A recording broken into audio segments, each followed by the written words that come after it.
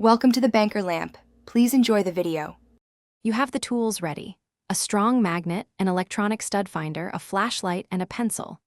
Begin at a known reference, the electrical outlet or light switch, because studs usually run beside boxes. Once you identify that reference, sweep the stud finder vertically with steady pressure to detect changes. If it's inconsistent, use the magnet to locate drywall screws which cluster along the stud. Make light pencil marks at each detected edge. These quick marks tell you where to focus for the next scan. Now you need precision.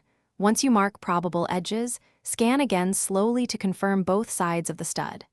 Move the stud finder slightly left and right to find each edge, and use the magnet to find the screw line, which indicates the stud face.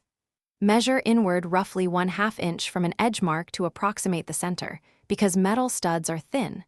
To be certain, drill a small test hole with a 1/8 inch bit at center. Listen and feel for the metallic scrape to verify a metal stud. Finish by validating depth and consistency. Use a longer drill bit at the confirmed center to check for metal profile and gauge, then patch afterward.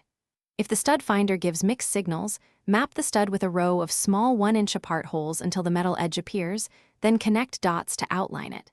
If you encounter a dense resistance different from thin metal, stop. You may have hit conduit or a pipe. For safety, cut power and reassess before proceeding further.